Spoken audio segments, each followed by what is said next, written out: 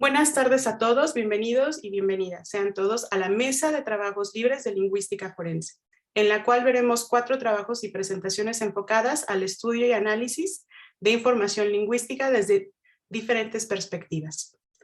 Les recordamos que pueden hacer sus preguntas y sus comentarios en el chat. Como primera plática, tendremos a la doctora Fernanda López Escobedo de la Licenciatura en Ciencia Forense de la Facultad de Medicina UNAM, con la plática titulada Valores acústicos de referencia para el análisis forense de grabaciones de voz, una herramienta de acceso libre. Me permito dar una pequeña reseña de la doctora Fernanda. La doctora Fernanda es académica de tiempo completo de la Licenciatura en Ciencia Forense de la UNAM, colaboradora en el Grupo de Ingeniería Lingüística del Instituto de Ingeniería de la UNAM, miembro fundadora de la Asociación Mexicana de Procesamiento del Lenguaje Natural y miembro del Sistema Nacional de Investigadores, nivel 1. Bienvenida, Fernanda. Agradecemos tu participación y ya puedes comenzar con tu plática. Muchas gracias, Sofía. Voy a compartirles mi pantalla.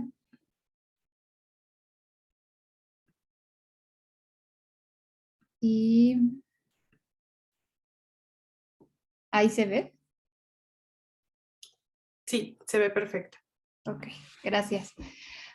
Pues este trabajo, ya dijo Sofía el título, y es un trabajo que también ella es coautora de lo que les voy a presentar el día de hoy. Y bueno, primero me gustaría comenzar con los métodos que existen para comparación forense de voz o algunos de los métodos que se reconocen actualmente, que son los más utilizados para llevar a cabo una comparación forense de voz. Entonces, estos métodos son principalmente 5, que voy a ir narrando cada uno de ellos. El primero es el método auditivo fonético, que es donde el experto escucha las muestras de voz y analiza características lingüísticas tanto en el nivel segmental como en el nivel suprasegmental. Es decir, es un método que podríamos decir que es un método cualitativo, puesto que el experto utiliza únicamente su oído entrenado para localizar o identificar ciertos rasgos lingüísticos en el habla de los individuos para comparar las muestras de voz. Luego tenemos el método acústico fonético, que en este el experto analiza y cuantifica parámetros acústicos de las muestras de voz con ayuda de un software.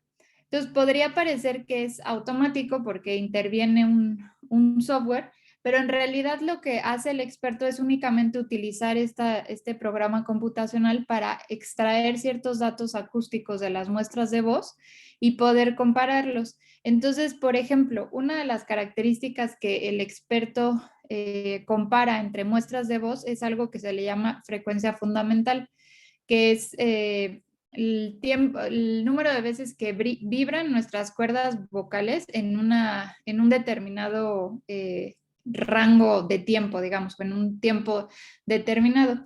Entonces, entre más delgadas son nuestras cuerdas vocales, más vibraciones van a ocurrir en un segundo, por ejemplo. Y entre más gruesas son, menos vibraciones. Entonces, la voz de los hombres se caracteriza por una frecuencia fundamental más baja, o sea, es decir, con vibraciones menores que la voz de las mujeres, porque las cuerdas vocales de los hombres son más gruesas que las de las mujeres. Entonces, una de las cosas que se compara es este parámetro acústico, y para poder obtener su valor en Hertz se utilizan softwares computacionales que te proporcionan estos valores. Entonces, por ejemplo, yo puedo comparar 2 muestras de voz y veo que en promedio tiene una frecuencia fundamental de 200 y la otra tiene una frecuencia fundamental en promedio de 210, por ejemplo. Entonces, estas 2 valores, ¿quiere decir que se trata de la misma persona o únicamente podemos hablar de que las frecuencias fundamentales son similares por el hecho de que son 2 voces femeninas, por ejemplo? Entonces, aquí es cuando empiezan digamos, a las necesidades de contar con valores poblacionales de estos parámetros acústicos. Es decir, ¿qué espero yo tener o qué medida espero tener de frecuencia fundamental si estoy analizando una voz femenina o si estoy analizando una voz masculina? Y de ahí podríamos ir a otras características que afectan a esta medición, como por ejemplo, ¿qué esperaría yo de una voz masculina grabada a través de un teléfono móvil? Y entonces todas estas variables que podrían estar alterando este parámetro acústico, pues nosotros necesitamos conocer lo que se espera para poder saber si lo que estamos encontrando en la grabación es porque es algo peculiar de la voz de esa persona o simplemente porque se presenta la característica porque forma parte de una población, digamos, ¿no? En ese caso sería la población de mujeres, ¿no? Por ser una voz femenina. Y entonces contar con valores acústicos de referencia es muy útil para esta parte del método acústico fonético.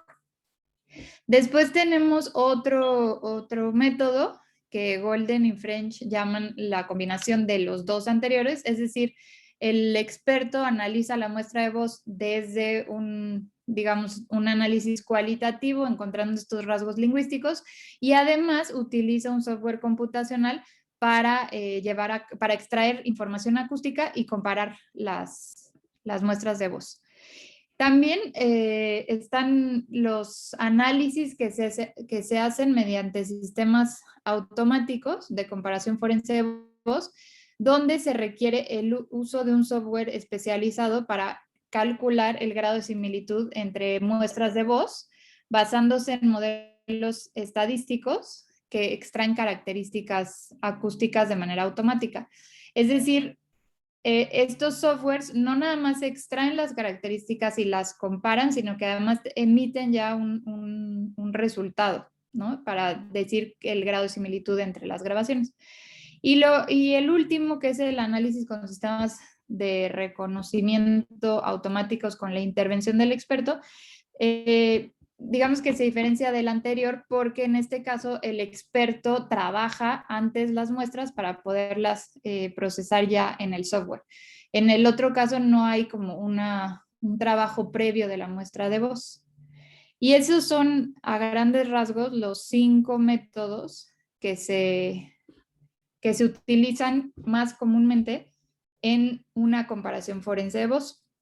Y por otro lado, actualmente en comparación forense en voz se ha utilizado el marco de relaciones de verosimilitud para la evaluación de las evidencias. ¿Y por qué? Pues porque es un marco que permite la reproducibilidad de los resultados, la repetibilidad y es robusto al sesgo cognitivo.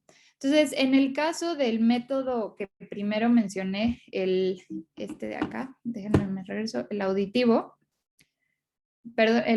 fonético, pues en este caso no se emiten resultados a partir de LRs, puesto que se basan únicamente en esa experiencia del experto que está dando rasgos lingüísticos. Pero en el caso de los otros 4 métodos, tanto el acústico fonético como la combinación de ambos cuando interviene el acústico fonético y los automáticos, se suelen emitir resultados a partir de LRs o likelihood radius. Entonces, esta ración de verosimilitud básicamente lo que hace es dividir la similitud entre la tipicidad de una característica. En el caso de la voz, esta característica puede ser una característica lingüística o una característica acústica. Entonces, cuando tenemos características acústicas, son estas que les mencionaba como la frecuencia fundamental o los formantes vocálicos, pues lo primero que tenemos que conocer es qué tanto se parecen, es decir, esta similitud en las grabaciones que estamos comparando. Pero para poder tener el denominador de este LR, necesitamos conocer qué tan típica es esa característica. Un poco lo que les mencionaba anteriormente, pues qué tan típico es tener una frecuencia fundamental de 220 Hz cuando estoy analizando una voz femenina, ¿no? Entonces, si esta característica es muy típica, entonces eso va a hacer que el LR sea más pequeño y entonces podemos concluir que se trata de diferentes personas. Ahora, ¿cómo se calcula este LR? Bueno, el LR, lo que nos dice el numerador es que es la probabilidad de tener esa evidencia, dado que la hipótesis del fiscal es verdadera. Y si recordamos, pues la hipótesis del fiscal es la de las muestras tienen el mismo origen entre la probabilidad de tener esa evidencia, dado que la hipótesis de la defensa es cierta o es verdadera, que es la hipótesis de diferente origen entre las muestras que estamos comparando. Entonces, como les mencionaba en la diapositiva anterior, el cálculo de este denominador, o sea, de la hipótesis de la defensa de diferente origen, pues necesariamente se debe conocer la tipicidad de la característica que se esté analizando, es decir, cómo se comporta en la población que estamos, de la cual o de la que, a la que pertenecen las muestras que estamos analizando. Entonces, ante esta necesidad de conocer valores típicos poblacionales, en el Seminario de Lingüística Forense de la licenciatura en Ciencia Forense, nos dimos a la tarea de recopilar un corpus, el corpus de lengua oral del español de México, el CLOE México. Desde el 2016 yo creo que empezamos a recopilarlo, y este corpus pues tiene las características de un corpus sociolingüístico en el que dividimos a los hablantes por nivel educativo. N1 son hablantes con ningún estudio hasta primaria, N2 estudios de secundaria o bachillerato, N3 estudios de licenciatura o más, y con 3 rangos de edad que son de 20 a 34, de 35 a 54, de 55 o más, y de hablantes femeninos y masculinos. Entonces tenemos aquí en cada una de estos cruces, pues tanto hablantes masculinos como femeninos. Tenemos actualmente alrededor de 150, un poco más, hablantes, y cada una de estas grabaciones tiene 5 partes, que es una parte de fonación, donde cada hablante dice las 5 vocales del español de manera sostenida durante al menos 5 segundos, una lectura, que es un texto de 193 palabras que está fonéticamente balanceado, una parte de habla semiespontánea, que es una entrevista entre el informante y el entrevistador, que dura entre 15 y 20 minutos, una parte de entonación, que es una encuesta de situaciones basada en el material del Atlas Interactivo de la Entonación del Español, y tiene como objetivo que el informante genere diferentes contornos entonativos, y un map task, que se trata de que el hablante tiene un mapa y tiene que guiar al informante a través de ese mapa para llegar de un punto a otro, y esto lo hace vía teléfono. Se le llama al informante y así es como lo hace. Entonces, a este corpus lo que hicimos fue segmentar todas las vocales que ocurrieran en las grabaciones, y además de segmentarlas es solo obtener la parte de la vocal, ¿no? La parte donde está el hablante diciendo alguna de las 5 vocales del español. Y además, en esta segmentación lo etiquetamos de tal manera que nosotros podemos saber si esa vocal es átona o es tónica, si está en un contexto silábico al final, o bueno, abierta o cerrada, que quiere decir que no hay ninguna consonante después de ella o de la vocal en la sílaba, o si sí hay, que sería el caso de la cerrada, y el contexto fonético en el que ocurre, es decir, qué consonantes o qué tipo de consonantes están al final, perdón, de la sílaba, o sea, en el caso de cuando es sílaba cerrada.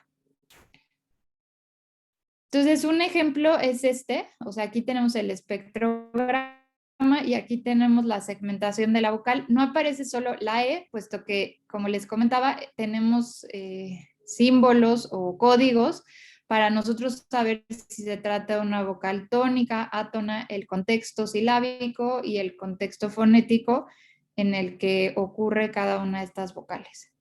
Y entonces, a partir de todas estas vocales que obtuvimos de los hablantes, se generó una herramienta, que esta herramienta la elaboró Sofía junto con uno de sus alumnos, que tiene como objetivo que cualquier persona pueda acceder a ella. De hecho, rápidamente se las voy a mostrar.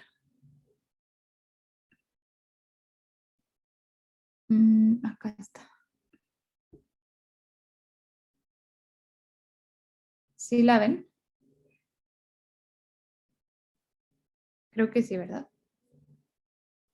Entonces, bueno, pueden acceder a la página del CELIFO y en donde está valores acústicos de referencia, ustedes pueden seleccionar una serie de filtros.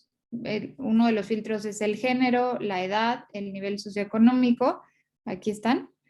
Y también, ya si se quieren ir a algo más particular a nivel lingüístico, pueden elegir las vocales, su tonicidad y su posición en la sílaba.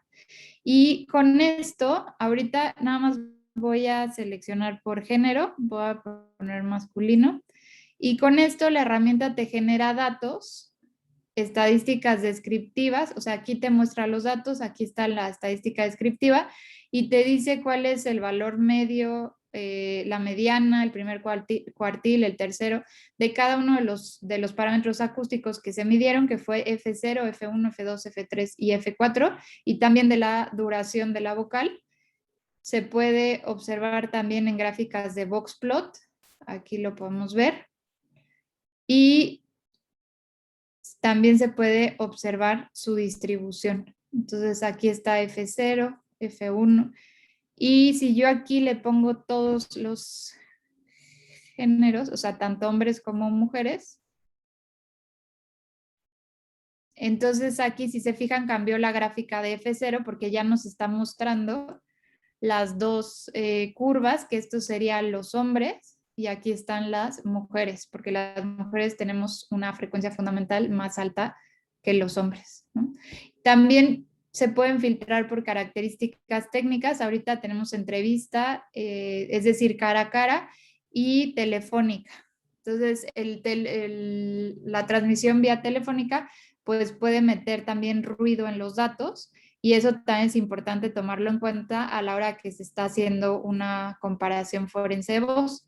La idea es incluir otra serie de factores que también afectan en la comparación forense de voz, como por ejemplo la relación señal-ruido, ¿no? Entonces poner grabaciones con diferentes ruidos para que también sea una de las cosas que se pueda medir. Déjenme, ahí está. Entonces, esta es la herramienta. Está totalmente libre, cualquiera la puede utilizar. Y pues bueno, lo que se espera con estos valores poblacionales es tener justamente la información de este denominador del LR que se refiere a la tipicidad de una característica acústica y en particular en el caso del español de México, porque también eso es bien importante, que se tengan valores típicos, pero para el dialecto que se está comparando o sí, de las voces que se están comparando. Entonces, esto representa un avance para lograr mayor validez y fiabilidad en pruebas de comparación forense de voz para el español de México. Y eso sería todo. Muchas gracias.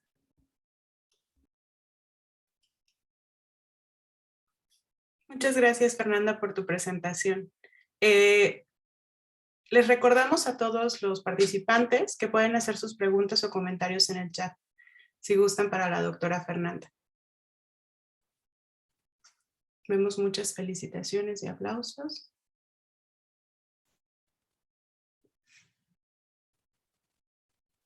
¿Algún comentario?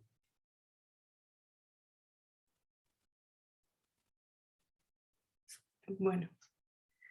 Fernanda, yo tengo un comentario. Yo sé que yo hice la parte de la aplicación, pero en este caso solamente estamos considerando ciertos parámetros, como la edad, el sexo, el nivel socioeconómico. ¿Se afecta? O sea, considero que se pueden afectar por otro tipo de factores, por ejemplo, si es una persona que no es nativa del español.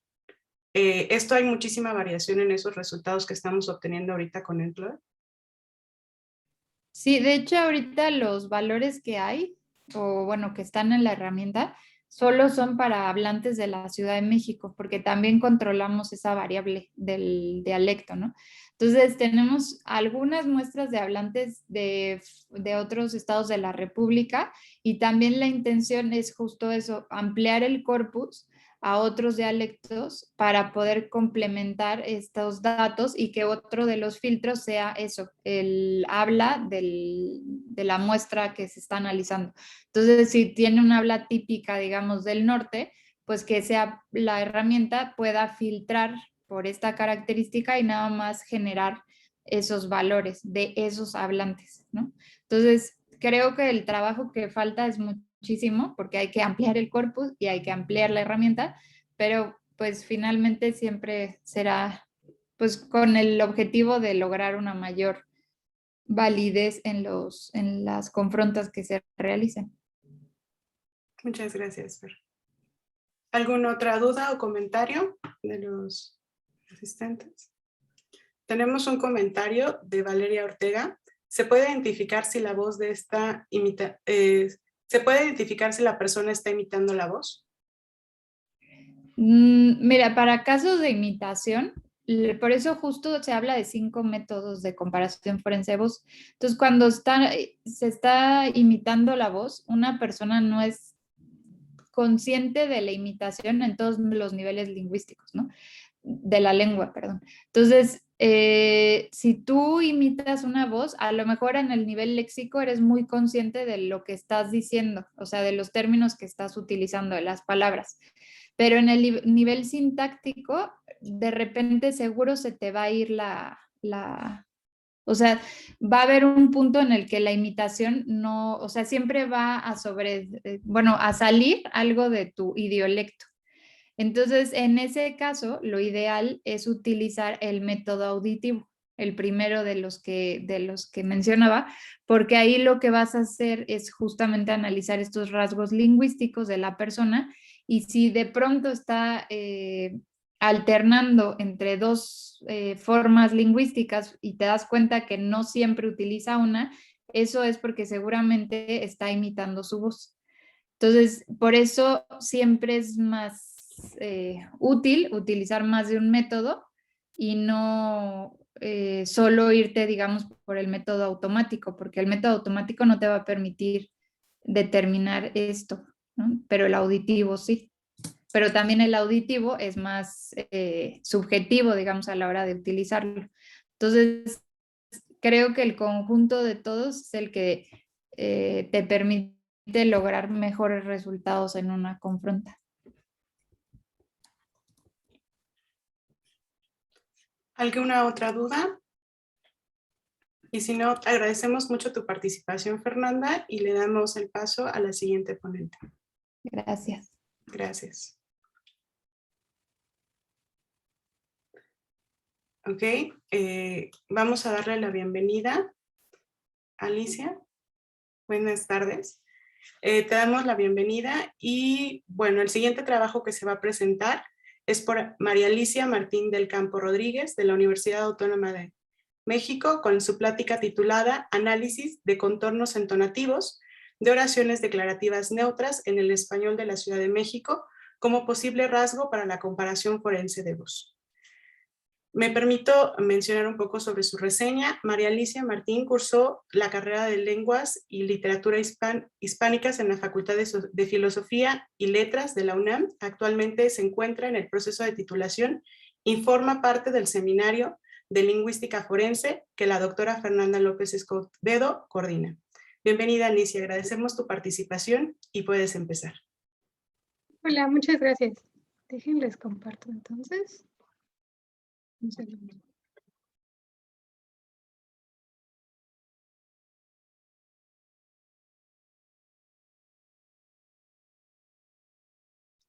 ¿Ya pueden ver la pantalla? Sí, ya se puede ver. Gracias. Este es mi trabajo como proyecto de titulación de tesis de licenciatura. Y bueno, la hipótesis de este trabajo es que el contorno entonativo de un individuo presenta ciertos factores que nos permiten identificarlo como un hablante diferente. Esto debido a que presenta una menor variación intrahablante, esto es decir, dentro de sí mismo, y mayor variación interhablante, es decir, comparándolo con el resto de personas de una población. Para este estudio es importante saber qué es un contorno entonativo. Generalmente lo definen como un correlato acústico del tono de voz que percibimos cuando una persona habla y el contorno entonativo de la Ciudad de México. Este contorno es en general un contorno que se llama descendente, tiene una línea recta y al final de la oración baja hasta descender. Y hay otro contorno muy importante que trabaja el doctor Pedro Martín Butragueño, que se le conoce como circunflejo. Este se ve un poco como este. Este es un ejemplo. De hecho, de la Mota y otros autores, es uno de ellos que describen este tipo de contornos. Este contorno es más o menos recto durante su principio y al final tiene una subida pronunciada, de la cual sigue un descenso igual pronunciado. Lo que tenemos aquí abajo es el modelo SP-TOVI, que es la forma más normal en la que se analiza este tipo de oraciones o el contorno entonativo y entonación en general, pero es un modelo que depende muchísimo del investigador que lo esté trabajando. Entonces, como una propuesta de este trabajo es buscar una forma más objetiva de analizar oración. Yo utilicé este tipo de datos, obtuve 10 oraciones de 15 hablantes que fueran declarativas, neutras, en habla espontánea del CLOE México, que es un corpus que está trabajando la doctora Fernanda.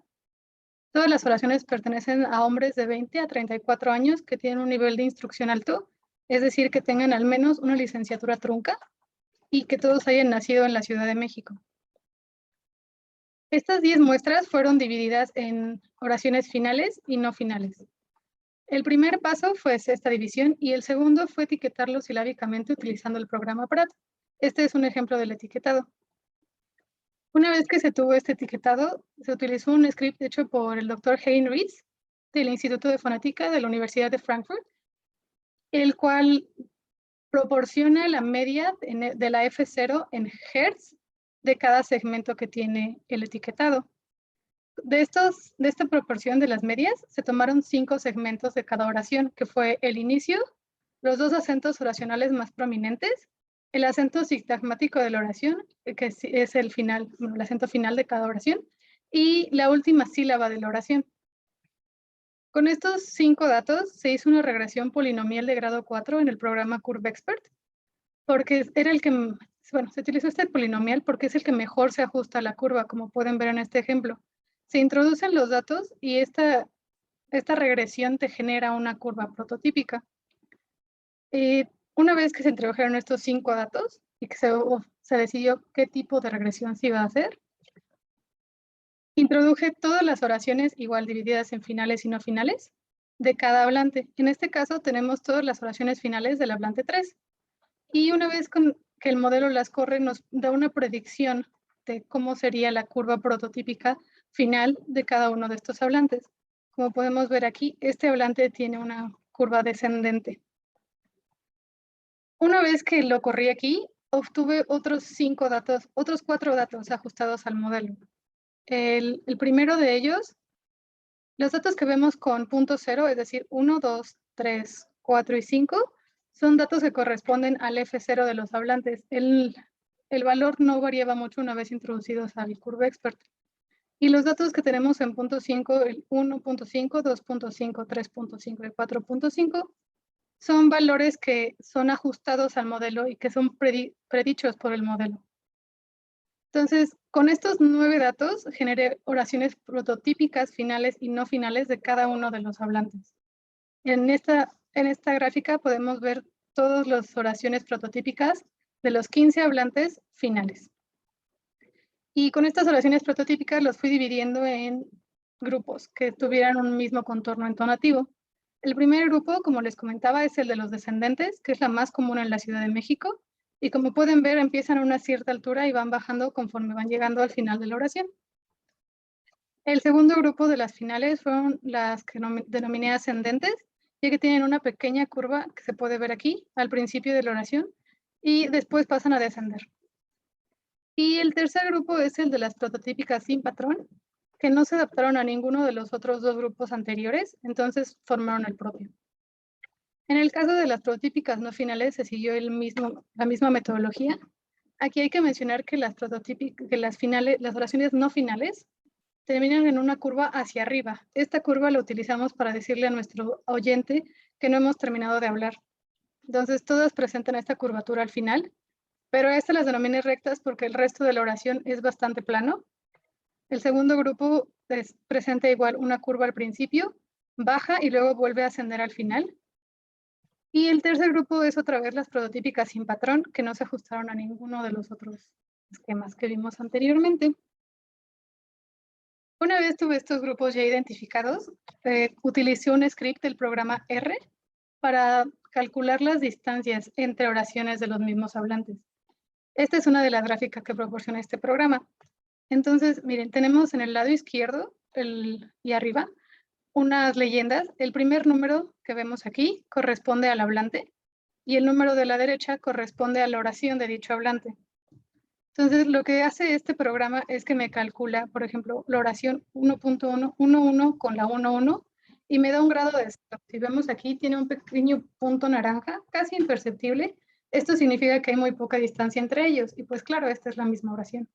Entonces, esto fue lo que fue haciendo este programa con cada una de las oraciones que se le introdujo. Entre más pequeño y naranja sea un punto, menos distancia hay, y entre más azul y grande sea un punto, más distancia hay. Aquí es muy importante mencionar que la escala depende completamente de los datos que se le alimentan al programa. Entonces, en este asunto se vuelve un poco subjetivo porque si modificamos los datos podemos obtener resultados muy diferentes. En este caso, podemos ver que el hablante 2, por ejemplo, tiene en general puntos pequeños y naranjas. Estos cuadritos son de cada hablante. Ay, no encuentro mi mouse. Denme un segundo. Aquí está. Este cuadrito que tenemos es del hablante 1, este del hablante 2, y así se va hacia abajo. Entonces, el primero que tenemos aquí del hablante 2, si se dan cuenta, es, como les mencionaba, naranja y chiquito. Entonces, eso significa que hay poca variación o distancia entre sus oraciones, lo cual nos lleva a creer que hay poca variación intrahablante. Todo lo que tenemos de este lado y de este, o hacia arriba y hacia abajo, es la variación interhablante de esta misma persona contra el resto de los del grupo. Otro hablante que tiene poca variación es el 5 y el 12 en esta gráfica en específico. En el caso de las finales ascendentes es el mismo proyecto, pero si se dan cuenta aquí ya la escala varió, como les comentaba. Y en este caso los hablantes que presentaron poca variación intrahablante es el 6 y el 10. Y en el caso de las finales sin patrón, la escala es altísima, llega a 3000. Y tiene el único hablante con poca variación es el 11.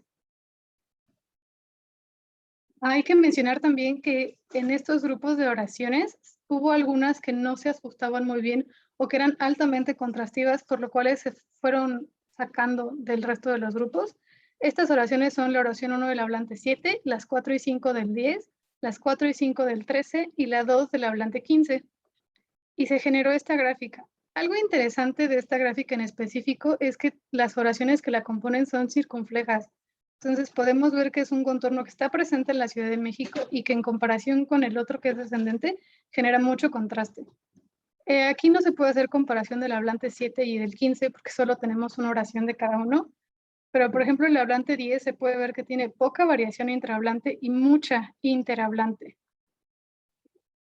En el caso de las no finales rectas, vemos igual que el hablante 2 tiene poca, el hablante 9 tiene poca y el hablante 15 también tiene poca. En las no finales curvas, los hablantes con poca variación intrahablante fueron el 6 y me parece que el 12, es que no veo bien. Me tapa la barra de zoom. Y en las no finales sin patrón, aquí el hablante 4 tiene menos variación que el hablante 14. Las no finales contrastivas no presentan algún tipo de contorno específico, como en el caso de las finales, simplemente eran muy diferentes al resto de las oraciones del grupo. Y bueno, buscando una forma de hacer esto menos visual, más allá de decir, bueno, este tiene círculos chiquitos, tiene poquita, propusimos el coeficiente de variación, es una forma de comparar grupos para darle un significado numérico a lo que estábamos viendo en las gráficas. Lo que se hizo primero fue sacar un rango del coeficiente de variación. Este coeficiente se obtiene al dividir la desviación estándar de un grupo contra la media del mismo grupo. Y entre más pequeño sea, significa que hay menos dispersión dentro de ese grupo. Entonces, primero saqué el coeficiente de variación estándar de oraciones finales por hablante, y es equivalente a 0.61. El de los grupos de oraciones finales es de 0.69 y el de los hablantes de oraciones no finales es de 0.58 y el de los grupos de oraciones no finales es de 0.73. Hay que recordar siempre que hay una variación estándar dentro de todo lo que decimos y cualquier cosa que digamos al momento de replicarla va a tener alguna variación. Entonces, esperar una variación intrahablante de 0 es imposible. Esta fue una forma de proponer como un rango de variación estándar para después decir qué se sale, qué está más arriba de este rango estándar y qué está más abajo, y así poder definir qué es poco y qué es mucho dentro de la variación intra e interhablante. Entonces veamos por aquí, por ejemplo, esto. Tenemos otra vez la gráfica de las finales sin patrón y tenemos aquí el correlato pues, numérico de ellos, ¿no? Tenemos la media y la desviación estándar de cada hablante, así como el coeficiente de variación H, que corresponde al coeficiente de variación de cada hablante, es decir, de estas oraciones que vemos enmarcadas en los cuadros, y el coeficiente de variación G, que corresponde a la variación interhablante, que es lo que vemos aquí fuera del cuadro, en línea recta hacia la derecha o hacia abajo. Entonces, al compararlo aquí, podemos ver que el hablante 8 tiene una variación muy parecida a la del grupo. Entonces, este sería un hablante difícil de identificar si quisiéramos hacerlo. Pero lo interesante es el hablante 11, que como vemos aquí tiene puntos muy chiquitos y su coeficiente de variación lo apoya. Tiene un coeficiente de variación muy bajo, lo cual nos hace pensar que tiene una variación intrahablante igual muy baja. Con esto en mente, pues se puede ver que el modelo propuesto es capaz de identificar hablantes que presentan esta relación de poca variación intrahablante y mucha variación interhablante, pero es necesario seguirlo probando con otro tipo de oraciones, con otro tipo de hablantes o con hablantes del sexo opuesto, incluso ver si el número de hablantes con el que le damos al programa modifica los resultados que obtenemos. Y pues eso sería todo por mi parte, no sé si tengan alguna pregunta.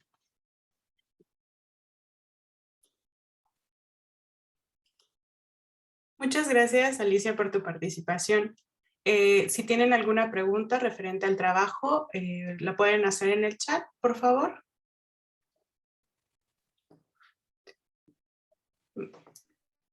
Yo tengo una pregunta. Sí, Fernanda, por favor. Quería preguntarle a María Alicia si ella piensa que si incluyera hablantes de otra parte de México, o sea, porque ahorita solo son de la Ciudad de México, cambiarían estos resultados. Pues yo supongo que sí. Tal vez no si eligiéramos, por ejemplo, del Estado de México, que tienen una entonación muy parecida a la nuestra, pero si, digamos, metemos a alguien de Veracruz, seguro sí los resultados van a ser mucho más diferentes y mucho más contrastivos a lo que tenemos. O sea que igual el método también podría funcionar para identificar justamente entre dialectos, ¿no? Del español. Yo creo que sí. Siempre teniendo en cuenta pues qué es la población relevante y qué es lo que tenemos que comparar y mantener como en un cierto nivel de congruencia. Gracias. Yo tengo una duda, aprovechando. Alicia, coméntame un poquito más o menos por qué decidiste utilizar este tipo de métodos y principalmente me llama muchísimo la atención que en algunos casos, ¿cuál sería el valor mínimo que pudiste encontrar entre la relación que tienen entre el mismo hablante? Ok, el primero es que la entonación siempre se ha trabajado de una forma muy... Yo soy el investigador, entonces yo hago un análisis, como les mostraba al principio con el SP-TOBI, y esto es lo que se presenta. O sea, el investigador diciendo como, pues yo creo que sí son el mismo o no son el mismo, dependiendo del análisis que él mismo hizo. Y esto, en general, como se ha visto en el ámbito forense, es muy subjetivo, es muy difícil de replicar y va a haber resultados muy diferentes dependiendo del investigador al que le preguntes. Entonces yo quería proponer un modelo que fuera más fácil de utilizar y más pues centrado a qué es lo que está pasando sin una opinión externa de una persona. Eso es para lo primero. Y la segunda pregunta creo que no la entendí bien. ¿Me la puedes repetir? Sí, que cuáles son los valores mínimos que obtuviste, por ejemplo, al observar. Mostraste un ejemplo con el punto 3, sin embargo, ¿hubo más pequeños en algún caso? No, el más pequeño que encontré hasta ahorita es el punto 3. Es el hablante que tiene el menor coeficiente. Pero Okay. en general sí se mantienen dentro de este rango de, con poca, digamos del 3 como a un 5. Pero es muy evidente en la gráfica. Yo creo que se necesitan las dos partes, tanto ver la parte numérica como la gráfica para entender cómo están relacionados. Muchas gracias. Tenemos una pregunta de parte de Yuriko. ¿Qué tan diferentes serían las gráficas de las oraciones prototípicas si se aplican en mujeres en lugar de hombres? ¿Los coeficientes de variación serían más o menos cercanos a 0? Las gráficas de oraciones prototípicas deberían cambiar a lo mejor en el nivel que se pone. Como les comentaba, estas gráficas son sacadas utilizando los valores básicos de F0 en Hertz. Entonces, al momento de cambiar de género, los valores probablemente suban. Pero no creo que esto deba afectar tanto la forma del contorno, al menos no en la Ciudad de México, que tenemos igual un habla como muy estándar en ese aspecto. Va a estar más alto, pero no creo que los contornos se modifiquen mucho. Y el coeficiente de variación serían más cercanos a 0. No, es que no depende de las mujeres, depende de qué tanta variación tenga esa persona en específico. Entonces el coeficiente podría estar igual. No sé si la doctora Fernanda conozca algún estudio que haya dicho que las mujeres tenemos menos variación que los hombres. No, no, realmente eso es un problema en el que nos enfrentamos, pues yo creo que en todas las áreas, pero en particular en comparación forense de voz, y en atribución de autoría en texto, si tenemos un hablante o un escritor que tiene poca variabilidad intra, o sea, es decir, en sus producciones orales y textuales, va a ser más fácil identificarlo. Pero si este individuo tiene mucha variabilidad intra en esas producciones que solo, o sea, en sus propias producciones, digamos, va a ser muy complicado identificarlo y entonces vamos a tener que hacer uso de otros métodos, como por ejemplo el auditivo, para poder identificarlo. Entonces, creo que eso es totalmente de cada individuo y no tiene que ver con el género, ni con el dialecto, ni con otros factores que se podría pensar que influyen, pero no. Y me surge una duda, aprovechando con lo que están comentando. Principalmente, ahorita estamos viendo que la variación depende del individuo, ¿cierto? Y podemos, en cierto punto, agrupar esa variación, lo voy a decir en estos términos, para poder encontrar como grupos de individuos con menor variabilidad y con mayor variabilidad. En este caso, si nosotros queremos utilizar el corpus de Chloe, ya tenemos estos grupos identificados para poder hacer, ¿cómo se llama? Hacer una comparación con los individuos de menor variabilidad y ver si nuestra voz también despunta en cierto valor. No, o sea, porque si tú tomas a todos los hablantes del CLOE clasificados por factores sociales, lo que te va a dar es un valor de la variabilidad interhablante. Ujú. Entonces, en realidad, pues no sé si valdría la pena hacer una clasificación intra, o sea, intra en el corpus, ¿me Ujú. explico? Sí, sí. Porque lo que estás buscando es justamente esta variabilidad entre los hablantes. O sea, no me imagino cómo podríamos hacer esa clasificación y si realmente eso, no sé si sería más útil en la parte de ver la tipicidad de la característica. Ok. O sea, no sé cómo te lo estás imaginando tú, Sofía, pero o sea, igual y sí, pero no lo sé. Por ejemplo, recuerdo un ejercicio que estábamos haciendo juntas.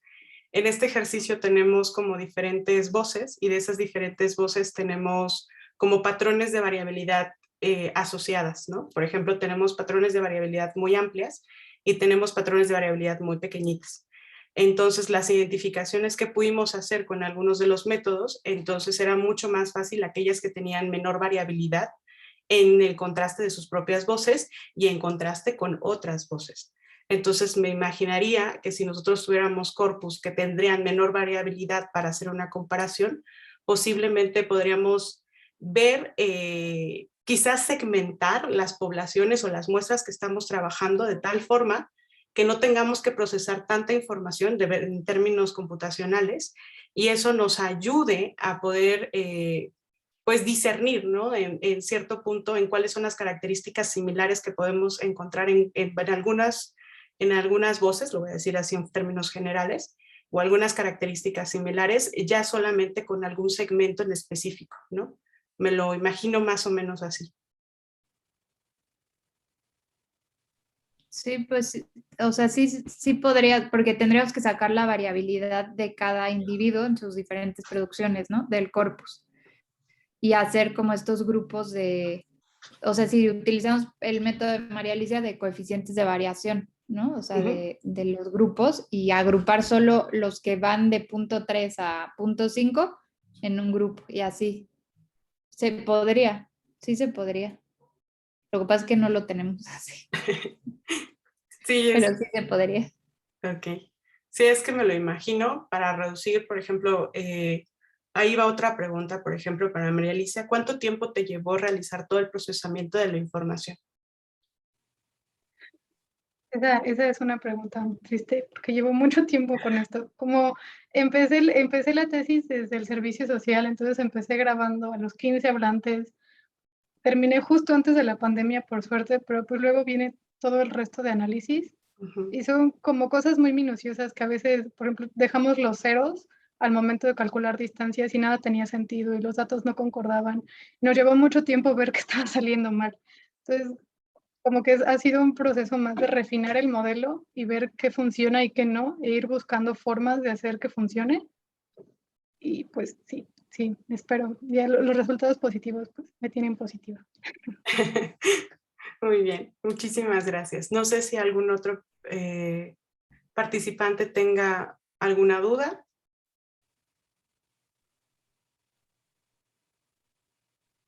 Yo solo quería, a esto que acaba de decir María Alicia, que la verdad es que el método que está desarrollando es muy relevante porque intuitivamente la gente dice es que tiene un tonito de, ¿no? O su tonito es muy particular. Y o sea, eso es justamente lo que está tratando de modelar María Alicia a partir de estas curvas melódicas. Entonces, creo que va a ser muy importante los resultados de su tesis. Muchísimas gracias, Fernanda y Alicia. No sé si alguien más tenga alguna duda. Estamos esperando que se conecte los siguientes ponentes, las siguientes ponentes. No sé si ya se encuentran aquí. Por lo visto, no. Esperemos unos minutos, por favor, para que continuemos.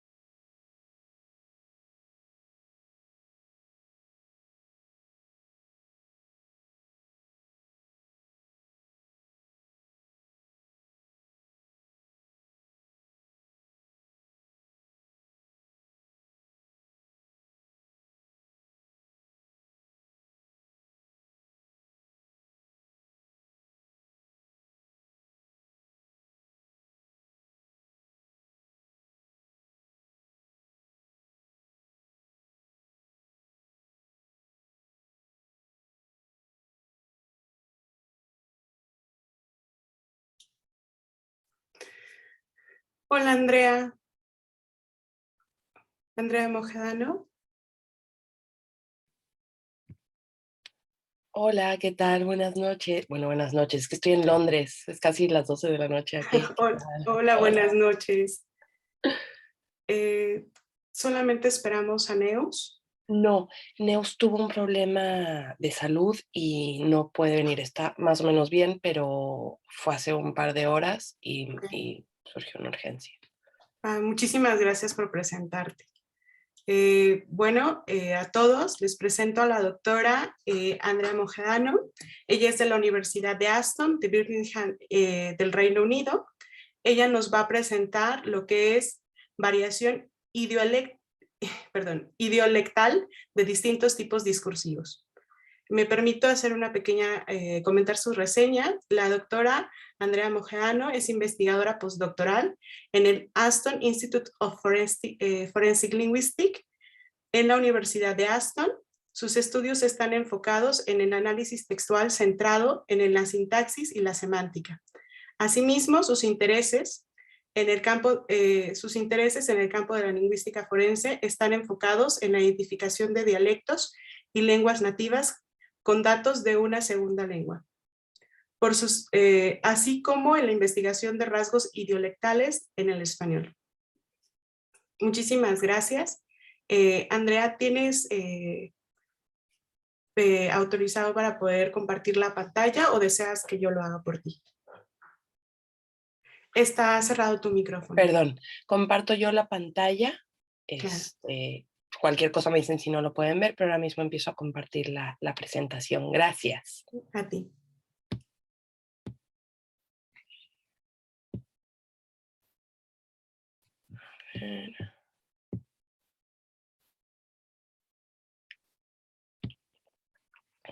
Uy, esto lo voy a hacer pequeñín. Ok, entonces, hoy vamos a hablar de la variación idiolectal en el español mexicano, en 4 géneros discursivos. Entonces, nuestro proyecto es una contribución empírica a la teoría del idiolecto o estilo idiolectal, en el contexto de la atribución de autoría forense en español, que no hay tanto hecho en este campo como en inglés, por ejemplo, ¿no? El objetivo es evaluar la estabilidad de los estilos idiolectales o del idiolecto individual a través de distintos géneros. Es decir, si se mantiene a través de distintos géneros del discurso. La justificación es que la atribución de autoría forense se necesita poder explicar y basarse en un entendimiento de la variación lingüística. Y la idea de atribución de autoría está basada en 2 premisas. Todo hablante tiene un estilo lingüístico o dialecto único. ¿Hay suficiente evidencia de que esto es verdad? ¿Que cada quien tiene un estilo único? Y 2, las características principales de este estilo único son recurrentes. Entonces, para esto hay que ver si en verdad estas características del idiolecto suceden en todos los géneros en los que habla el hablante, ¿no? Las preguntas de investigación son: ¿hay algún rasgo lingüístico que permanece en todos los géneros o en varios géneros discursivos? Y si fuera así, ¿son característicos de un estilo idiolectal o no? Y por otro lado, ¿cuál es el potencial discriminatorio, ¿no? ¿De qué nos sirven estos recursos que se repiten, si es que los hay? Para recolectar los datos, hablamos con 9 hablantes con un perfil sociolingüístico parecido, ¿no? Todos son hablantes nativos de español mexicano del centro de la República. Todos tienen un nivel educativo alto. Su edad es de entre 25 y 65 años, todos son adultos. Es verdad que dentro de ese rango de adulto varía la edad. Hay 6 hablantes mujeres y 3 hablantes hombres. Los datos son dinámicos sociolingüísticamente en el sentido de que si se identifican patrones estables del idiolecto de datos de diferentes géneros, porque estudiamos diferentes géneros, estos marcadores también van a estar presentes en géneros parecidos. Si en géneros súper diferentes se mantienen, se deberían de mantener en géneros parecidos. Entonces, los 4 géneros discursivos que estudiamos para cada hablante, conseguimos que cada hablante nos diera esto, que es un corpus muy, muy bonito. Son 30 mensajes de WhatsApp, aquí pueden ver, mensajes de WhatsApp, 30 mensajes tecleados. Entonces el contexto es informal. Emails eran sobre todo de trabajo. Pedimos emails de trabajo. 30 emails. El contexto es formal. Una entrevista sociolingüística que llevé a cabo yo es hablada, no es escrita, y duró desde 11 minutos hasta 36 minutos, depende cuál. Hice 9 entrevistas, entonces lo mínimo fueron 11 minutos. Y las reuniones de trabajo, que eran actas transcritas de una universidad de la Ciudad de México, es un contexto formal y son transcripciones de consejos académicos desde 2008 hasta 2019. Hay gente que es miembro todos estos años, hay gente que es miembro solo un año o dos. Entonces tenemos, como pueden ver, un tipo muy variado de discurso y también, obviamente, perdón, que aquí quité esto, del tamaño del corpus para cada persona. Entonces pueden ver que el hablante 1, por ejemplo, tiene 70,000 palabras en su corpus, pero por ejemplo el hablante 6, casi 500,000, ¿no? Entonces varía un poco según, por ejemplo, cuántos años hayan estado en el consejo de académico o qué tan largos escriban los mensajes de texto o los emails. Entonces aquí pueden ver la muestra de mensajes de WhatsApp, el número de tokens. El hablante 4, pues es el que más tiene. Pero bueno, para que vean que hay una variedad y que tenemos contabilizado pues los emails, las entrevistas sociolingüísticas y las reuniones de trabajo. La metodología, analizamos los 100 gramos de palabras. Una palabra, brigramas y trigramas. Y un bottom-up approach, es decir, ir de lo general y lo que nos dijera meter en lo general, hacerlo por computación y ver, ya programando los datos. Trabajamos con Piotr. Piotr es lingüista computacional. Ver qué era significativo dentro de los datos y analizarlos después cualitativamente. Entonces vimos también la dispersión a través de géneros discursivos. Había que explotar el carácter multimodal del corpus y hacer un recuento de tipos de discurso. Es decir, en cuántos tipos de discurso, en uno, en los dos, en tres o en todos los 4, sale este elemento de cada persona, ¿no? Esta característica idiolectal. Aquí lo pongo. El recuento de tipos de discurso, RTD, número de géneros discursivos en los que una palabra, frase o construcción es usada por un hablante. Una media de RTD relativamente alta es un rasgo no idiolectal. Baja, sí. Por ejemplo, aquí el hablante 1 tiene creer que o yo creo que, coma, yo creo que, coma, creo que es. Sale en 2 géneros discursivos, en 2, en 2, en 1, en 1. Sin embargo, aquí, en el hablante 2, creo que sale en sus 4 géneros discursivos. Tiene un RTD de 4. ¿Ok?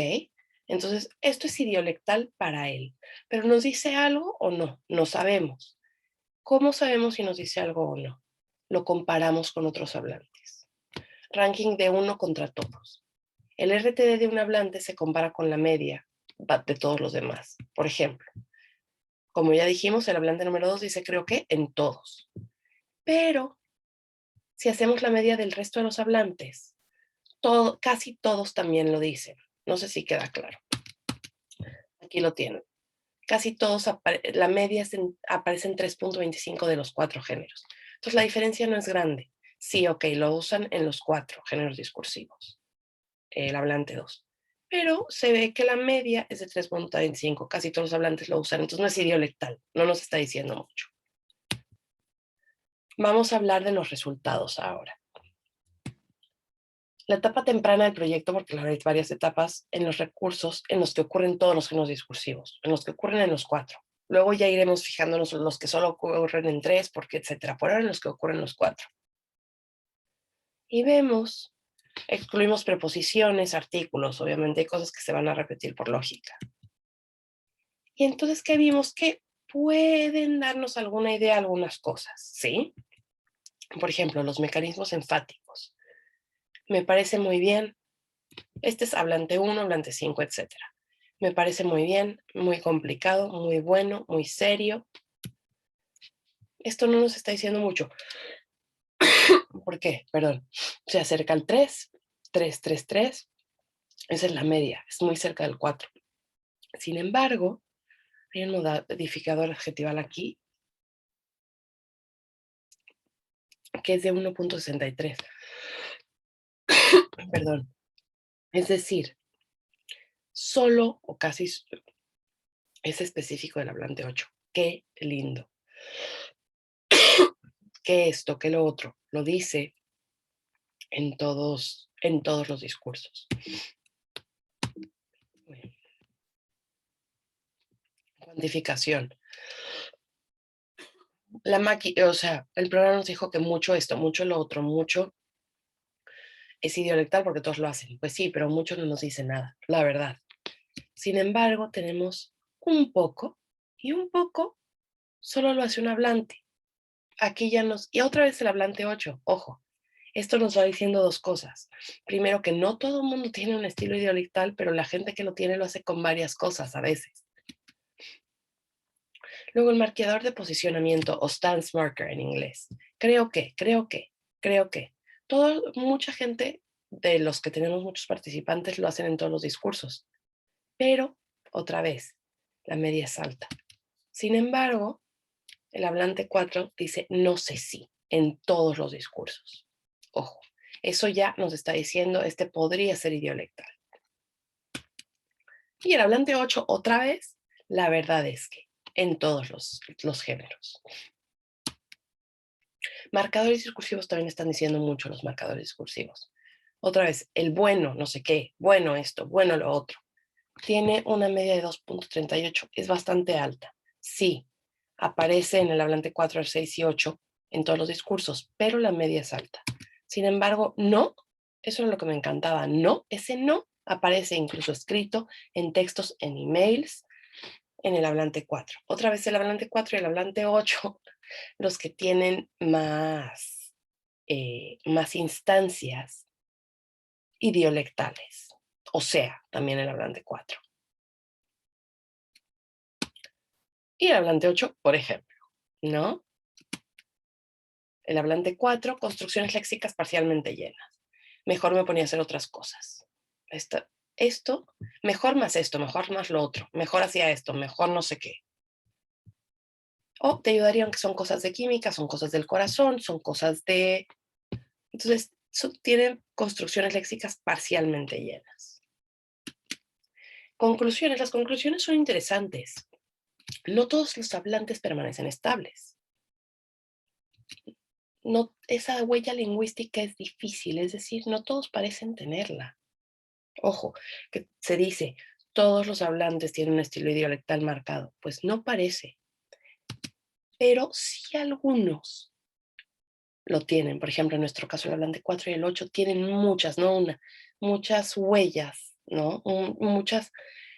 Muchas características que se repiten a través de los 4 géneros discursivos. Es un potencial para el campo de la atribución de autoría forense, porque la mayoría de los rasgos que son estables también tienen una media alta, que son no idiolectales. Al final no nos sirve, pues sí, repite creo que en todo, porque al final todo el mundo repite creo que en todos los discursos, ¿no? Pero hay rasgos lingüísticos, como los discursivos, los marcadores del discurso, estos son, que tienen un potencial discriminatorio relevante. Muchas gracias. Perdón por mi tos. Y salgo de aquí. Stop share. ¿Alguien tiene alguna pregunta?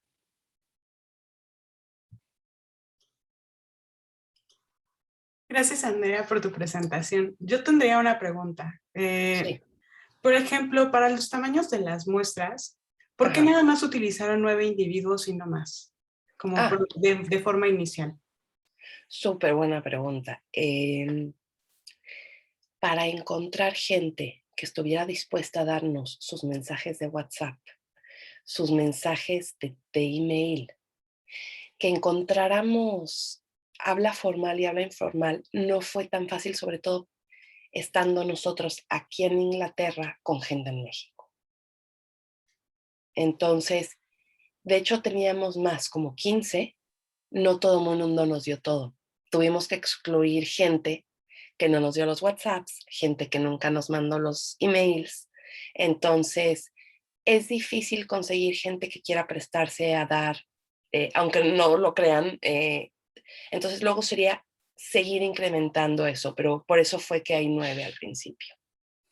Ok, muchísimas gracias. Entonces tendría que ver muchísimo con lo que tiene que ver con la privacidad, o sea, ciertos individuos no querían proporcionar completamente toda la información. Claro. Y si en dado caso uno quisiera participar dentro de este proyecto, ¿qué tendríamos que hacer? Ay, bueno, pues primero que nada, gracias. Mi email, ahí está. Y si no, ahora lo pongo en el chat. Aquí está el chat. a.mojedano batel escribirme básicamente a taston.ac.uk. Pero bueno, yo puedo hablar contigo después y me encantaría, o sea, el que quiera participar, claro que, ojo, todos los datos se anonimizaron. No sale un nombre, no sale un lugar, no sale nada. Todos están anonimizados directamente por la computadora y luego nos analizamos. Pero claro, de entrada cuesta, ¿no? Gracias. Sí. Bueno, tenemos otras preguntas. Te voy a leer algunas y después le doy la palabra a la doctora Fernanda, que también tiene dudas. Ajá. Yuriko, ¿tiene alguna afectación o influencia en el estudio el uso de autocorrectores o sugerencias de los teclados, probablemente utilizados por mensajes de WhatsApp y email de las personas que participaron? Mira, gracias Yuriko por la pregunta porque también está buena. No lo podemos excluir, no se puede excluir, es algo que tenemos que tener en cuenta. El modo de escritura desde un celular, ¿no? Porque el WhatsApp seguramente lo escribieron en un celular, el email seguramente lo escribieron en la computadora, ¿sí? Alguna afectación o influencia del estudio de autocorrectores podría ser. ¿Qué pasa? Que al final, como puedes ver, Yuriko, lo que resultó significativo son más marcadores del discurso como sí, no, bueno, o sea, que se repiten. Al final, no estamos viendo lo ortográfico, ¿sí? Por ejemplo, si o sea está escrito todo junto o dicho, porque 2 de los géneros son hablados, la entrevista sociolingüística y las juntas de la universidad, sino que se repita la misma estructura. No estamos viendo tanto la ortografía, aunque es otra cosa que se ve obviamente en la atribución de autoría, ¿no? Forense. La siguiente pregunta es de Montserrat Reynoso. ¿Qué cantidad de características o rasgos lingüísticos serían suficientes para individualizar o tener una huella única en una persona? Wow, es otra buena pregunta. Hay que ver, sobre todo cuando, por ejemplo, se trabaja ya en un caso real, ¿no? En un caso real hay artículos que me parecen interesantes de Grant, de Tim Grant. Tienes que ver cuántos documentos tienes primero y de esos documentos en cuánto se repite, porque hay veces que cuando en serio trabajas en un caso, igual tienes 10 cartas y en 10 cartas, pues a lo mejor se repiten en 4 o 5 y entonces, pero si en 4 o 5 se repite un pronombre, pues te da igual. Entonces lo que estamos tratando de decir en este trabajo es, hay cosas que siempre se van a repetir, como yo creo que, no siempre, pero que parece, ¿no? Que se nos están repitiendo con todos los hablantes. Creo que, pienso que. Entonces, no parecen ser únicos, aunque se repitan siempre.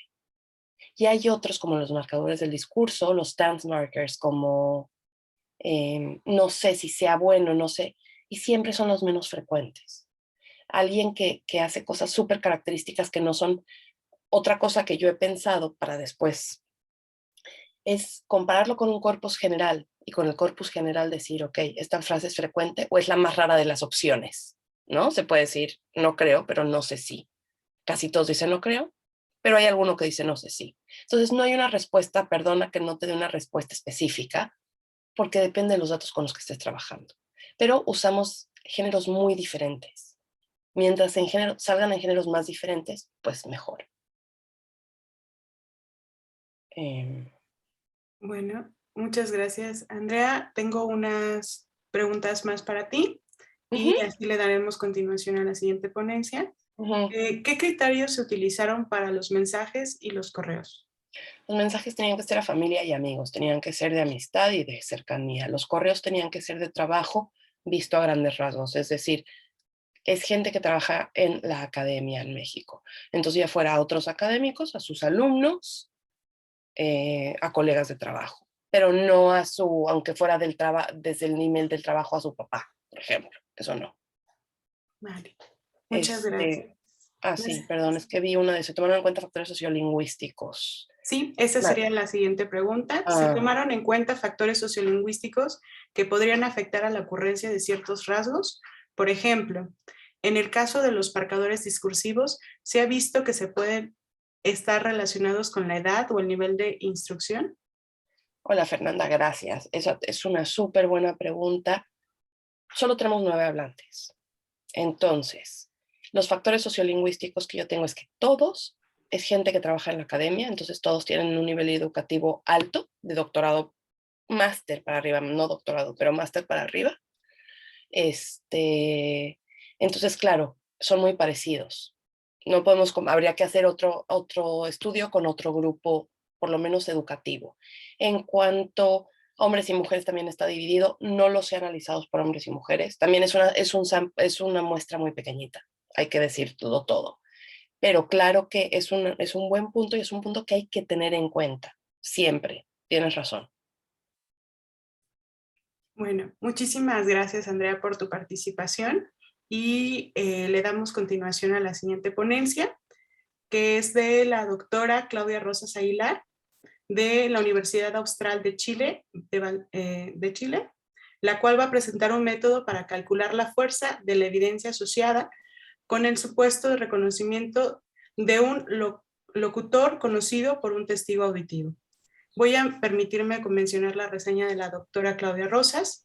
Es académica de la Facultad de Filosofía y Humanidades, profesora del Magíster en Acústica y Vibraciones de la Universidad Austral de Chile e investigadora adjunta del Forensic Speech Science Laboratory del Aston University en Birmingham, UK. Posee más de una década de experiencia en la investigación y desarrollo de fonética y acústica forense, así como también experiencia en casos de trabajo. Actualmente es coordinadora en Chile del proyecto internacional en ciencia forense Development of the Automatic Forensic Voice Comparison System en Aston University en Birmingham, UK, liderado por el doctor Jeffrey Stuart Morrison, donde participa junto con la Policía de Investigación de Chile. Le damos la bienvenida a la doctora Claudia Rosas. Por favor, si puede compartir su presentación, se lo agradecería.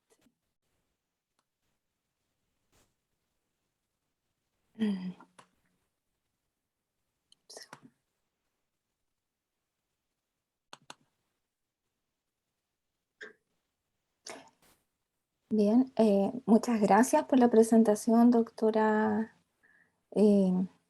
Pacheco. Es un agrado para mí participar en este congreso y bueno, como usted lo ha mencionado, esta es nuestra presentación. Se titula Un método para calcular la fuerza de la evidencia asociada con el supuesto reconocimiento de un locutor conocido por un testigo auditivo. En esta presentación se describe y demuestra un método para evaluar la fuerza de la evidencia cuando un testigo afirma reconocer la voz de alguien como un locutor que ya conoce. Hasta donde nosotros sabemos, esta es la primera demostración de un método que permite evaluar la fuerza de la evidencia asociada al supuesto reconocimiento de un locutor conocido por un testigo auditivo. El método calcula un factor de Bayes que responde a la siguiente pregunta: ¿cuál es la probabilidad de que un testigo auditivo cooperativo afirme reconocer al delincuente como el sospechoso si el delincuente es el sospechoso, frente a cuál es la probabilidad de que un testigo auditivo afirme reconocer al delincuente como el sospechoso si el delincuente no es el sospechoso, sino algún otro hablante de la población relevante. El factor de Bayes es igual a la probabilidad de la evidencia bajo dos hipótesis encontradas, donde la probabilidad, donde el testigo, digamos el testigo auditivo que afirma reconocer al delincuente como el sospechoso es la evidencia, y donde las hipótesis encontradas son: 1, el delincuente es el sospechoso; 2, el delincuente no es el sospechoso, sino algún otro hablante de la población relevante. La demostración se basa en las condiciones de un caso real. Una víctima femenina realizó una llamada a los centros de emergencia y desde su móvil, y la llamada fue grabada. Esta mujer se encontraba en el maletero de un automóvil, y durante la corta duración de la grabación se pudo oír en el fondo de ella la conversación de un par de hombres, aunque no se entendía exactamente lo que decían. Luego, por otras pruebas, se detuvo a un sospechoso, y a conocidos suyos se les reprodujo la grabación y se les preguntó si reconocían a alguno de los hombres que hablaban allí, y si esto era así, que dijeran su nombre. Y efectivamente algunos oyentes dijeron que reconocían a uno de los hombres que allí hablaba como el sospechoso. Para implementar la demostración se utilizaron 23 locutores hombres adultos, 18 conocidos, entre los que se encontraban 13 personajes famosos del tipo futbolistas, periodistas, políticos chilenos, y 5 profesores de la Universidad Austral de Chile, además de 5 locutores desconocidos. Y para los oyentes utilizamos 31 estudiantes de la Universidad Austral de Chile, sanos auditivamente. Se estableció una llamada desde un teléfono móvil que se dejó en el maletero del automóvil, que se encontraba estacionado a una hora del día en que había escaso tránsito vehicular. En el otro extremo, la llamada fue grabada a través de un registrador conectado a un teléfono fijo dentro de una caja insonorizada. Los locutores fueron grabados de a uno, independientemente. Se sentaron en el asiento delantero del automóvil, y desde allí respondieron libremente a las preguntas que les formuló una investigadora. Estas eran preguntas abiertas. En tanto que las grabaciones de los personajes famosos se obtuvieron a través de internet, se reprodujeron mediante un parlante que se ubicó a la altura de la cabeza del copiloto y apuntando hacia el piloto. Las condiciones de grabación fueron malas, y de cada locutor se extrajeron 6 segmentos de grabación de 3 segundos de duración, que serían algo como esto. Sin embargo, persisten brechas y barreras que dificultan coherencia con las funciones que debe y tiene que cumplir. Ha tenido un incremento significativo en la superior, equitativo o no discriminatorio. Todos los cortes indicados en las canchas están pensados. Bien. Sin embargo, persisten brechas y barreras que... Bien. El experimento estuvo disponible en internet. Los oyentes podían oír las grabaciones de a una, y que estaban distribuidas en orden aleatorio, y debían escribir el nombre y el apellido del locutor si lo reconocían. Aquí en esta tabla, en esta matriz se muestran las respuestas posibles de un oyente cuando se le presentaba una grabación de un locutor designado y cuando se le presentaba una grabación de un locutor distinto del designado. Para ilustrar, vamos a suponer que el locutor designado es Pablo Neruda, un famoso poeta chileno, que no participó como locutor real de las grabaciones. Entonces, cuando el oyente podía dar el nombre de Pablo Neruda cuando la grabación era de Pablo Neruda, y también podía no dar ningún nombre o dar otro nombre cuando la grabación era de Pablo Neruda. También el oyente podía dar el nombre de Pablo Neruda cuando la grabación no era de Pablo Neruda, y podía no dar ningún nombre cuando la grabación no era de Pablo Neruda. El número de oportunidades para dar una respuesta correcta, es decir, en este caso, dar el nombre de Pablo Neruda, era de 6, y el número de oportunidades para dar una respuesta incorrecta, en este caso, sería de 132, que son los otros 22 locutores que formaban el grupo. Ahora, dividir el número de conteos por el número de oportunidades para dar una respuesta correcta y para dar una respuesta incorrecta daría proporciones que serían estimaciones de máxima verosimilitud para las respuestas correctas y para las respuestas incorrectas. Y dividir estos conjuntos daría una relación de verosimilitud que daría respuesta a esa pregunta inicial de cuál es la fuerza de la evidencia asociada a la afirmación de un testigo auditivo respecto de un locutor designado. Sin embargo, hay un problema con la probabilidad esperada cuando en el numerador o en el denominador hay un conteo de 0, o cuando n es muy pequeño. Entonces, para resolver este problema, aplicamos un análisis bayesiano que incorpora un modelo beta binominal y que calcula factores de Bayes en lugar de razones de verosimilitud. Este modelo beta binominal incluye una distribución a posteriori, una verosimilitud y una distribución a priori. Ahora, en el teorema de Bayes, la distribución a posteriori es proporcional a la verosimilitud que proviene de los datos y multiplicada por la distribución a priori. Ahora, esa distribución a priori la obtuvimos a través de la utilización de un a priori no informativo de Jeffreys, que se utiliza ampliamente en la estadística bayesiana como referencia universal y por lo tanto es aceptado, y lo aplicamos tanto en el numerador como en el denominador. Aquí tenemos un ejemplo de una distribución posterior tanto para el numerador como para el denominador, cuya precisión es buena y corresponde a un factor de Bayes de 13. Aquí tenemos otra distribución cuya precisión también es buena y corresponde a un factor de Bayes de 8,1. Aquí en cambio tenemos una distribución cuya precisión es pobre y corresponde a un factor de Bayes de 3.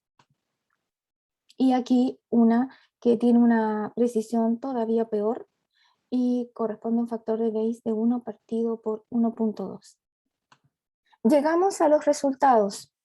En esta tabla se presenta el recuento del número de veces en que un oyente respondió con el nombre de un locutor cuando la grabación era de ese locutor, y el número de veces en que un oyente respondió con el nombre de un locutor cuando la grabación no era de ese locutor. En la primera fila tenemos a los oyentes y en la columna izquierda tenemos a los locutores. Del 201 al 205 son los locutores desconocidos.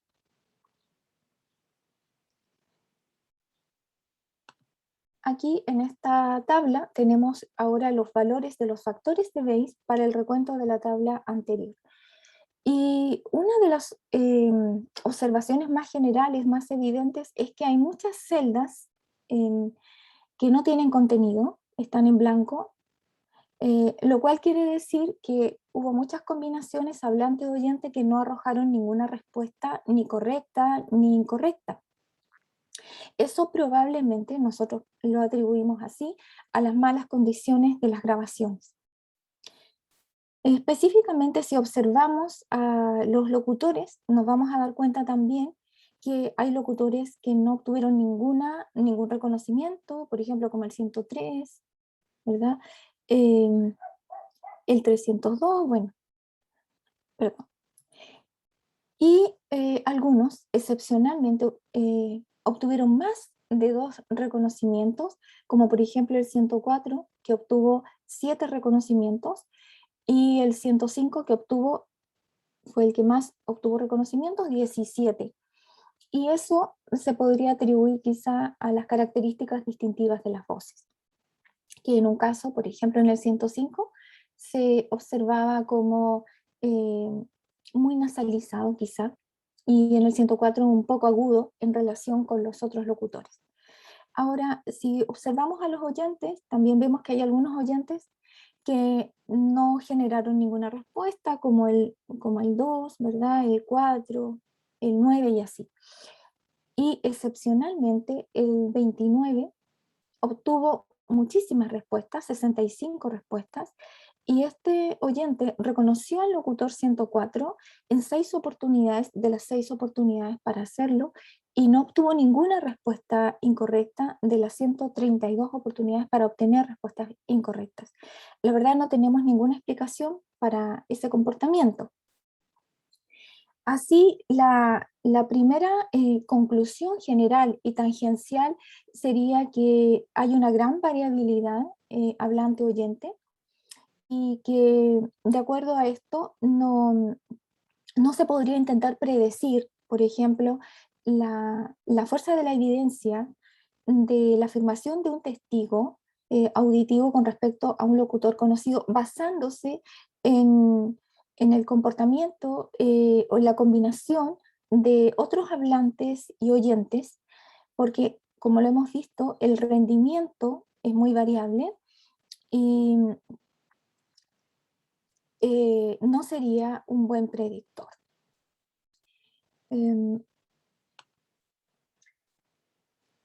Como conclusión general y central, tendríamos que decir que este método puede ser ampliamente ocupado en aquellos casos en que existe un oyente que hace una afirmación de reconocer una voz como la voz de un locutor conocido, de un hablante conocido, ya sea que él haya estado presente en el escenario del crimen o del delito o no. Es decir, que sea realmente un testigo auditivo verdadero o no lo sea. En el caso original que motivó esta investigación, el oyente no estuvo presente durante la comisión del delito.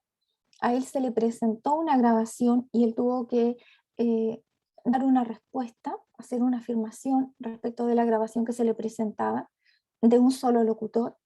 Esta no es la mejor práctica, la literatura y nosotros tampoco la recomendamos. En su lugar es preferible utilizar una alineación de locutores, que en este caso debiera incluir la grabación del delincuente, las muestras del sospechoso y de otras personas que actuaran como representando la población relevante.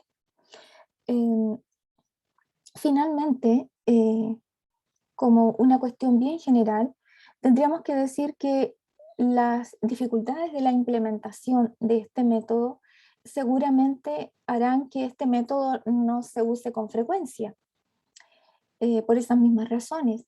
Pero, sin embargo, podría valer la pena hacerlo para un pequeño número de casos importantes donde la fuerza de la evidencia asociada al reconocimiento de un testigo auditivo respecto de un locutor conocido fuese fundamental.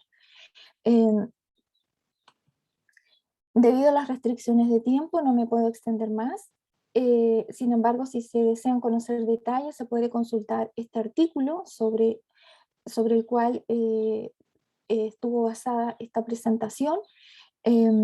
Para aspectos más técnicos, detalles, se pueden dirigir las consultas directamente al doctor Jorge Sommerhoff en cuanto al aspecto acústico y en cuanto al aspecto de análisis estadístico y toda la filosofía teórica que está aquí presente, se puede consultar también al doctor Jeffrey Morrison.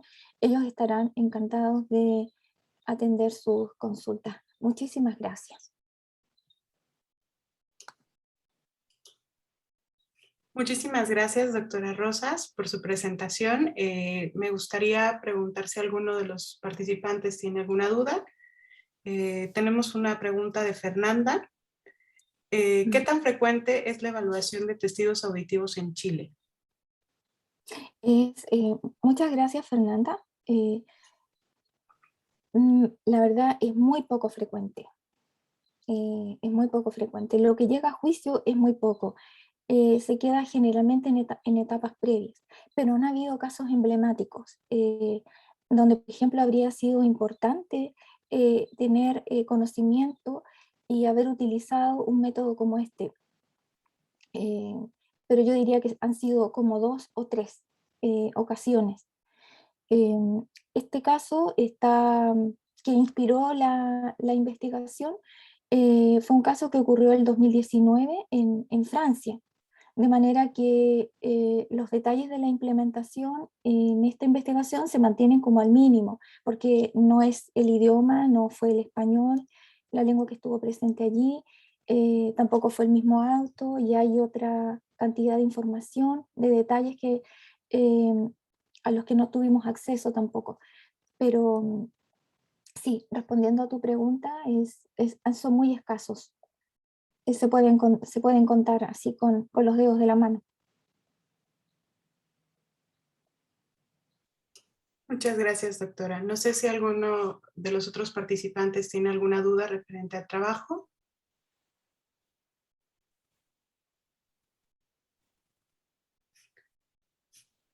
Ok, en mi caso yo tengo una duda referente a lo comentó lo de la parte de estadística, principalmente en los cálculos de la información que realizaron. ¿Cuál sería la variación de estos análisis que ustedes aplicaron con los típicos que se utiliza cuando tenemos una dubitada, una indubitada y una población de referencia? Bueno, cuando yo hablaba de la variación, me refería básicamente a esto, a que, bueno, como lo vimos en la tabla, el comportamiento de los oyentes es muy variado. Hay oyentes que reconocen, hay oyentes que nunca reconocieron a ninguno, ni siquiera a los conocidos, porque a los desconocidos obviamente era esperable que no los reconocieran, pero a los conocidos debieran haber reconocido en alguna oportunidad, y eso no fue así. Y excepcionalmente hubo uno que destacó, y no tenemos ninguna explicación para eso, dando 65 respuestas y reconociendo a un locutor en todas las ocasiones. Entonces, es esa variación. La variación del locutor también está presente, en el sentido de que hay algunos locutores que por alguna razón son más reconocibles que otros. Ese es como otro tema, ¿cierto? Más lingüístico propiamente tal. Y no sabemos por qué. Y hay otros locutores que tampoco nunca son reconocidos.